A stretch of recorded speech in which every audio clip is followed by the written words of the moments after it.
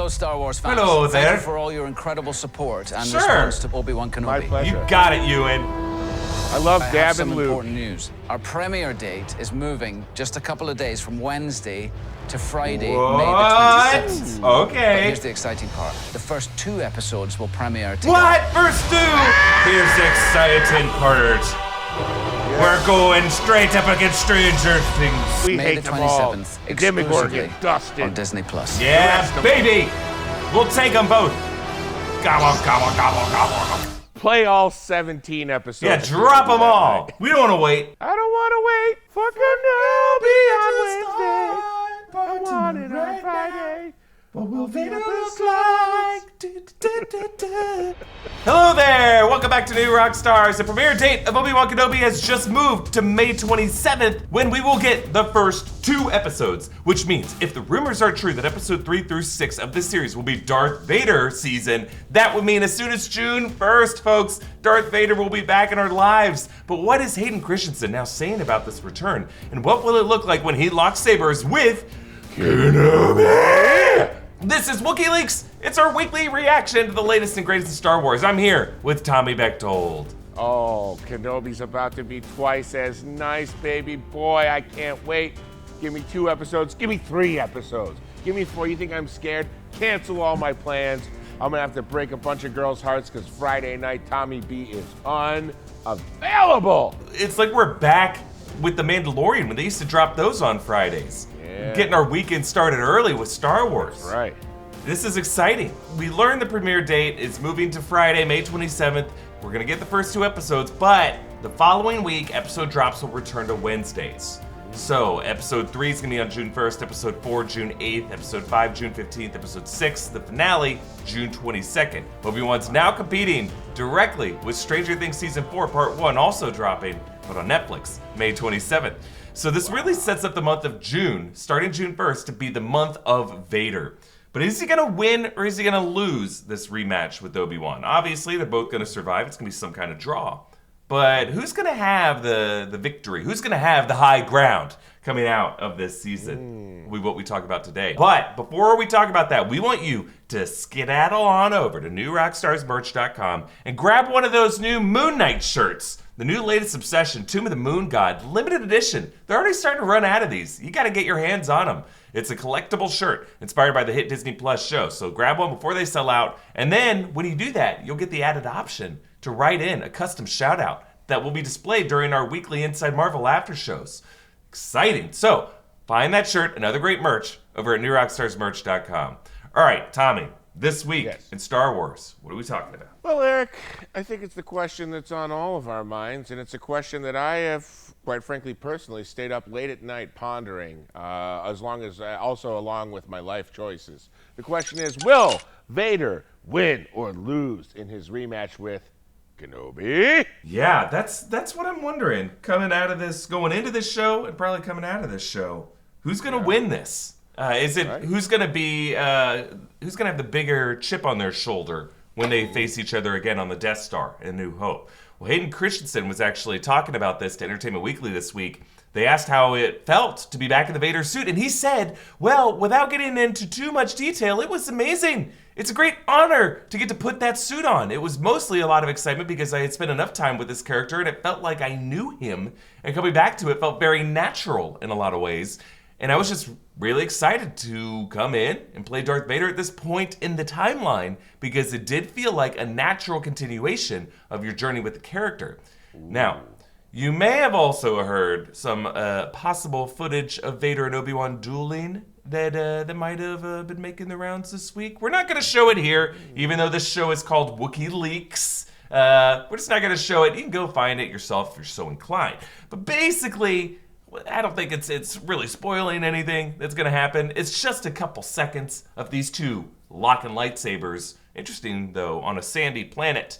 We don't know what planet. And then Vader powerfully force pushes Obi-Wan back, blasting him directly out of frame, like Super Smash Brothers style. But it's not that goofy wire work where he's like, whoa, like an arc that you usually see in BTS footage for movies. No. This shit looks good. It's like, exit stage right. Like Kane hooks him out of frame. It's pretty wild.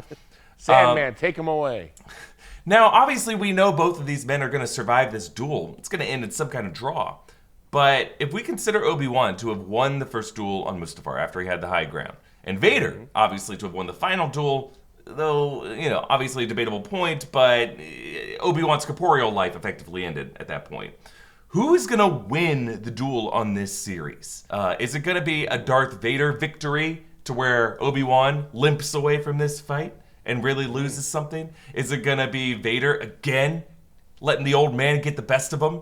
As we, the audience, are going to be the jury, who are we most likely to assign the win to when all the points are tallied? I got to be honest with you, Eric. I think that this is going to be another Kenobi win.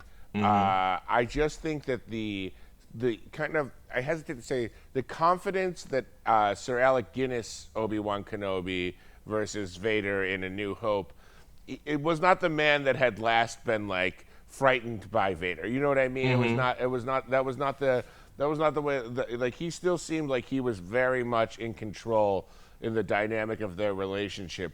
One thing I would love to see, this is just such a very specific detail, is I would love for Vader to get the high ground on Kenobi at some point, and then for him to reveal that he didn't teach Anakin every single trick he had in the book, because he could somehow use the low ground as an advantage against Vader, just completely mind-effing him, like being like having Vader maybe be like, now I have the high ground, and then Kenobi does some crazy thing that turns the low ground into his advantage. I just feel like there's some more damage to do to Vader's psyche to push him into full Emperor, Enforcer, dark side, I just think that this is good. I think Obi-Wan defeating him one last time is going to be what just creates a New Hope Vader, Rogue One Vader, if that makes sense. Yeah, I agree, Tommy. That's a good thought there. And I think, are we going to consider it enough of a victory for Obi-Wan Kenobi if he just walks away from this largely unscathed?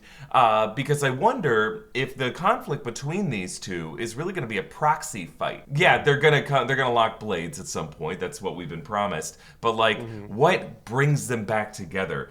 Are there some other acolytes of theirs? Obviously, Obi-Wan's trying to protect Luke. Vader has got this new Inquisitor program that he is responsible for. He's got his pride, he's got his reputation, his street cred, that if that gets injured in some way, he's going to feel pretty pissed off. When two characters' lives are not at stake, in some ways the conflict between them becomes more interesting. Because then they're fighting over something different. They're fighting over the well-being and lives of other people, of the whole galaxy of characters they're trying to protect, or of their reputations, or of their secrets. So it's almost like watching a chess match between two people as they're just trying to outsmart the other. Or another analog, perhaps, Monsieur Bugs Bunny and Elmer Fudd. Eventually, Elmer Fudd puts that shotgun in his own mouth and blows his brains out because that rabbit drives him nuts. Where did I go? Absolutely. Where did I go just then? You went to a very dark place, and I liked it. But sorry. No, continue your reaction. I'm sorry. I was going to say, mine was just going to be more of a meditation on Looney Tunes, which is not what this show is about. However, you can tune in to Talking Tunes with Erik and Tommy. Yeah. New episodes will drop Wednesday nights at 3 a.m. And they will be immediately deleted afterwards. So you have to catch it right when it drops. Yeah, we try to find our that little window where most of New Rockstars is asleep. So we got a couple or hours at least playing video games and not worried about it. Right, too plugged in. Now I want to ask you, Tommy, do you think Obi-Wan Kenobi as a series might do some controversial moves and potentially retcon some things about Vader's inner mindset that we previously assumed to be something else? So, for example, do you think the show could reveal that Vader might actually have known that Obi-Wan was on Tatooine and decided to leave him there? Maybe because he's I can't get close to this guy anymore. Yeah, and I think the way that you can do that retconning, I do think the answer is possibly. I know that's a cop-out answer. In my opinion, they can and should. The way you retcon things without it being a total Terminator, whatever that last Terminator Dark Fate was, where they're like, the last 3 movies just didn't happen. Right, yeah. They're like, this is just a sequel to the second movie.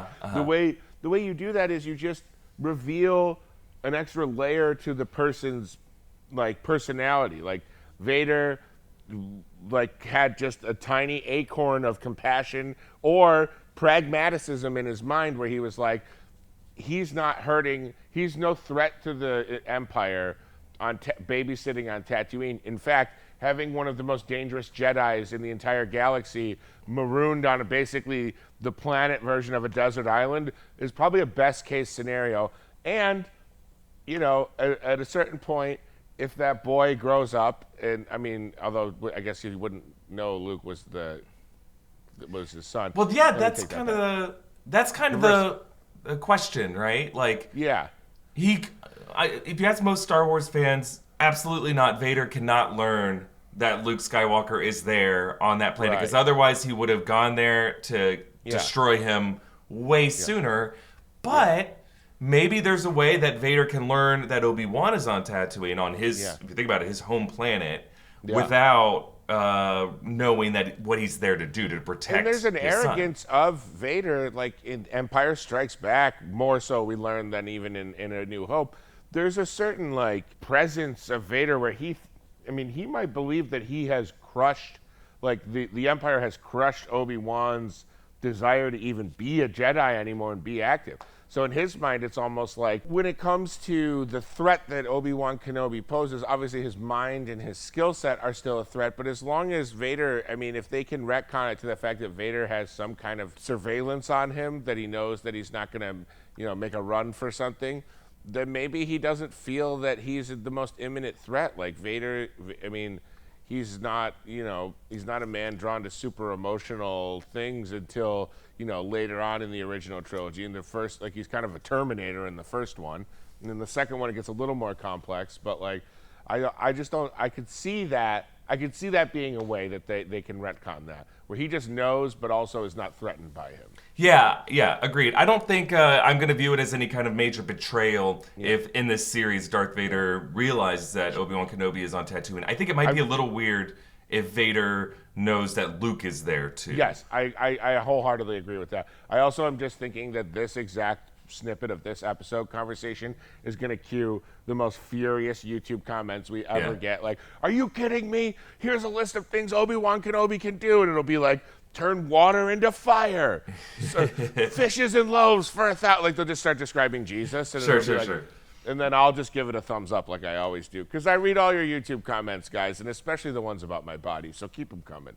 But you want to know what the magic of YouTube is? With these longer episodes, the people who don't know who we are and are predisposed to hate us are more likely to just react to the thumbnail. They're not going to stick around 10 minutes into this episode and then watch it. Now, what may happen is one person may see it and then time code it and alert it to other people on Reddit and Twitter and say, listen to what, or they'll clip it out and then share it out of context, and then that will be our undoing.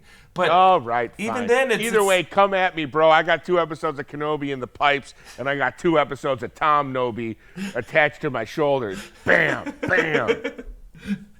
But I think ultimately, I was even rereading that 2015 Vader comic moment where Boba Fett tells them that the rebel pilot who destroyed the Death Star was named Skywalker. And then the way it is drawn and written in that moment makes it seem like Vader is putting it all together in that moment where he goes, I have a son. But, and it's going to annoy some people, there is a way to read that where Vader is like reminding himself, like he knew that at one point, blocked out that truth, or he's like realizing like, oh, it was my son named Skywalker who did this. You know, like he knew the whole time. He just like, it had blocked out, like, you know, Palpatine's training had kind of forced that out of his mind. And influence. So that he wouldn't Palpatine focus was on a it. master manipulator of him. Yeah. Palpatine basically crafted the perfect soldier for himself. Like he was like he took a very powerful potential Jedi master and made him into a Sith Lord. Just to kind of wrap up here, Tommy, I think ultimately, I think people are going to find that those kind of logical, if they're, the more serious retcons are going to bug some people for sure. But you can do little massaging of the history if it means we get to see Obi-Wan and Vader fight again. because so much has been done, especially in the Filoni chapters of the Star Wars universe, to kind of like change the meaning of moments in the name of redeeming certain things from the prequels, and clarifying them, and giving us these nice grace notes, even though like. Would it have made sense when we were watching the prequels if Ahsoka Tano never came up once at all? Like, if she was that important?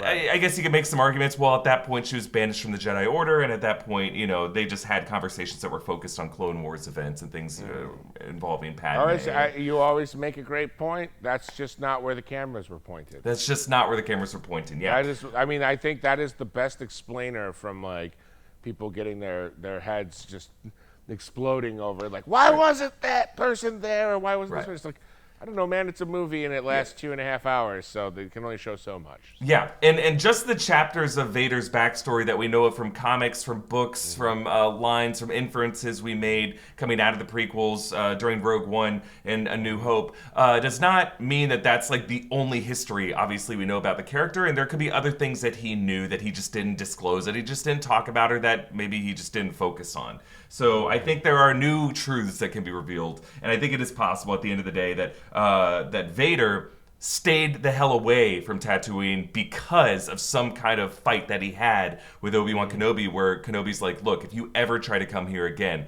not only will you be fighting me, you'll be fighting the Force Ghost of Qui-Gon. You'll be fighting the Force Ghost of all the Jedi. We're all here, and we're not going to tell you why we're here, but we're here because this is your home world.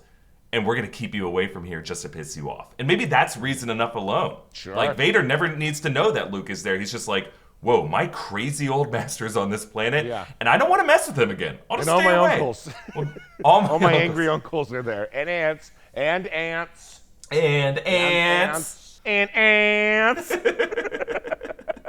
We have some numbers we're going to get into in just a moment, but first we want to thank some people who helped us make this episode. Our friends at Peloton! Thank you, Peloton, for sponsoring this episode. If you've ever started a fitness routine, you know that month 2 or month 3 is when it gets a lot tougher. You start getting bored, you look for more excuses not to exercise. Doing the same workout over and over can sap your motivation and hurt your progress, but that's where our friends at Peloton can help with their app. You don't need to own one of the cool Peloton bikes to use this app for workouts at home.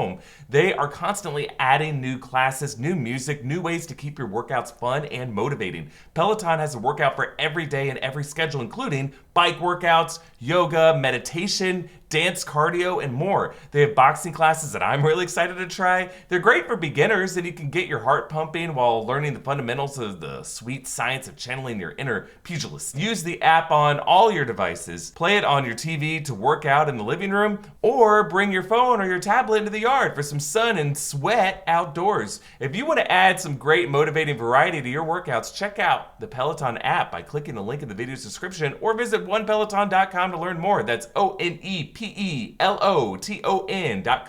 But Tommy, let's get back into Obi-Wan Kenobi here. What else are we talking about this week? Well, we've got another question, Eric, and this time we're talking stats. You know me, I'm a stat guy. Runs batted in, doubles, most stormtroopers killed, most misfired blasters by a stormtrooper. I love all the records and all the stats, but this is what I want to know. Let's talk numbers. Will Obi-Wan Kenobi be Disney Plus's most watched show ever? It's a valid question to ask because The Hollywood Reporter recently released some numbers that they gathered, according to Nielsen, on the streaming figures of Disney Plus's big titles since the platform launched in late 2019. Now, according to this report, the most watched title on Disney Plus, from the Star Wars titles to the Marvel titles to the Beatles Get Back, was The Mandalorian. So The Mandalorian Season 2, according to them, was streamed for 8.38 billion minutes, followed by The Mandalorian Season 1 at 5.42 billion minutes. The next highest, the highest of all the Marvel ones, was Loki, which streamed for 5.23 billion minutes, and then WandaVision at 4.8 billion minutes. And now, Hawkeye for 35 minutes. Yeah, Hawkeye didn't clock eye up there too high, but it's fascinating to me to see this. But we should mention some caveats to this data, because each season The Mandalorian had 8 episodes, and in season 2, most of them were over 45 minutes. Loki had only 6 episodes of that average length. WandaVision had 9 episodes, but a lot of them were shorter than a half hour. So they're looking at specifically the number of minutes streamed. So obviously there are titles like Hamilton on Disney Plus or Encanto on Disney Plus that have racked up some huge numbers, but each of those, that's like 2 hours or 2.5 hours of content that's really being streamed there. They're really just looking at the series, which in total is... You're saying there's a Miranda effect. Yes. Like the Mandela effect. The Miranda effect is when you misremember how long a movie lasts. You're like, Hamilton, that was 9 hours long. Like, no, the running time was actually 3 hours. I thought a Miranda effect was where you like overshare the sexual exploits you had with your 3 other friends over brunch. Yes, that's right. You know what? Hey, everyone's got their own Miranda effect. I mean, the Miranda effect might actually be a legal term because you got your Miranda rights. Like, there's like a thing where the Miranda effect has There's the Miranda line in baseball, which is, I think it's the Miranda line, which is if you hit below 200. So, like, if you're below, that's the Mendoza line. Sorry, guys. Well, there's that trench of the Atlantic Ocean, the Miranda Trench, where just a bunch of Mirandas get dumped there and they disappear. And then there were the Mirandez twins that murdered their parents after going to a Knicks game. And then I think... there's our boss, Philip Miranda. Yeah. Guys, tweet at him, at Philip Miranda. Anyway. He's such a Samantha. Everybody knows that. Come on. Yeah. But yeah, I think it's fascinating that there is this Baby Yoda effect for sure, the Grogu effect that is happening. And there's just this like surprise that hit us here at New Rockstars because our content numbers for the Marvel Disney Plus shows way, way higher than those for The Mandalorian. But that might just mean Marvel fans are more likely to flock to YouTube for content than Star Wars fans. That you just have these unspoken for silent masses who don't spend all of their time on YouTube and Twitter, who just enjoy content and turn it off and then go outside. It has nothing to do with the hosting personalities on those shows. I mean, everybody knows the Star Wars stuff is way more charismatically presented, but the Marvel stuff is just done in a way that, I don't know, I guess is more digestible because the words are smaller and maybe just simpler themes and like, I don't know. I think it's the after show effect. I think you and I just go too off the rails and it scares... That's true. Yeah. Real ones know it's all in the Star Wars beat, baby. Yeah. I marvel at the Star Wars content we put out here. And that's the way I see it. Either way, I just think this indicates Obi-Wan Kenobi might break all these records. If there are people who are just going to plug themselves in for Star Wars at the rates that these Nielsen numbers are indicating, that means everyone who watched The Mandalorian, if they all watch Obi-Wan Kenobi, plus all the Disney Plus subscribers who have recently joined the platform since The Mandalorian Season 2. And then if you also add in just all these additional viewers curious to revisit this era in Star Wars history, this show could be massive. By far the biggest title we've seen on Disney Plus. Absolutely. I mean, Tommy and I were in Chicago in February. And then at one point, I just kind of did an applausometer survey of that audience there. Because I'm like, Super Bowl Sunday is coming up. We're going to get some trailers. At that point, we thought we might get an Obi-Wan trailer then. But I'm like, we're going to get another trailer for Multiverse of Madness. We're going to get another trailer. Maybe get a first trailer for Obi-Wan Kenobi. Which title are you guys more excited for? When I said Multiverse of Madness, pretty solid applause there. Now, they didn't know that Patrick Stewart was going to show up in the trailer. But still, you know, you would think that'd be the bigger one. When I said Kenobi trailer, the crowd erupted. On their feet, Tommy. Sheev Palpatine up in the balcony almost jumped off and crowd surfed over to us to give us a high five. Yeah. Shout out to Palpatine and his son, whose name now escapes me, but what a good kid. It was like... it was so great meeting both of them. That kid was awesome. And Sheev, was it like Gabriel or something like that? I can't remember. But they were great. It was awesome to meet them. But I'm just saying, like, the Kenobi stands are out there, man. And this it's going to break the platform. I'll tell you what, there's Kenobi stands right inside your screen right now, okay? Yeah. I'm a Kenobi boy all the way. I'm a Kenobro. Kenobros? Okay? We're very toxic. We do not allow women in. And we all kiss at every meeting. That's right. How we greet. And we don't touch hands because of COVID, but we kiss.